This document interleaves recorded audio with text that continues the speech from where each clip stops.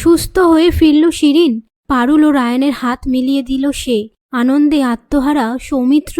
সম্পূর্ণ জানতে হলে চ্যানেলটি সাবস্ক্রাইব করে ভিডিওতে লাইক দিয়ে দেখতে থাকুন। পরিণীতা সিরিয়ালের নতুন আগামী পর্বে আমরা দেখতে পাই টগরকে নিজের পায়ে দাঁড় করানোর জন্য বাড়ির সবাই মিলে টগরের দিকে বল ছুড়ে দিলে টগর বলটাকে ক্যাচ করে পারুলকে বলে, দিদি দেখ, আমি নিজের পায়ে দাঁড়িয়েছি, বলটাও লুপেছি। তখন পারুল বলে, আমি জানি তো তুই পারবি বোন। এরপর পারুল শিরিনকে নিয়ে এসে সৌমিত্রকে বলে, তোমার ছোট বেটিকে পুরোপুরি সুস্থ করে তোমার হাতে তুলে দিলাম।